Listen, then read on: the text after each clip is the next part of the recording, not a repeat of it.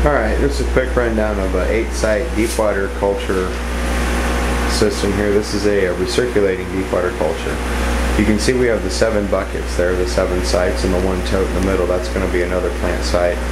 I have a larger plant that's going to go in there as she needs a little bit more space, so I elected to throw a bucket or a tote instead of a bucket in there. But you can see they're all linked together there using half-inch grommets and connectors and tubes. But all the totes are all linked together, and they're all linked to a central control bucket here. And please excuse the mess, we're just building. There's a thermometer from my water temp there.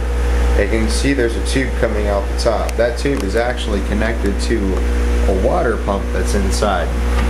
You can see inside of the control bucket there, there's an air stone, of course, keeping her bubbling, and there's a water pump. And that water pump is constantly pumping out of this tube, and if we can follow that tube, it actually goes right into that T. And then that T is connected to a couple of buckets, which are connected to a couple of buckets, and it keeps on spreading out. So I can fill that control bucket with ice cubes or blocks of ice or cold water or whatever I want, and it all gets pumped out into the entire system here. We have a 8-port commercial air pump.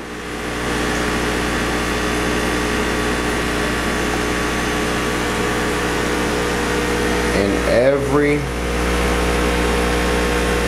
plant site has a bubble stone and air running to it. They're all bubbling.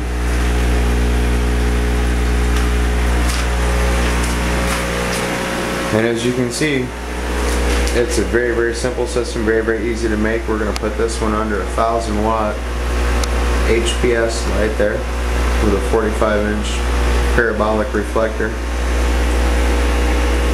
Very, very simple setup.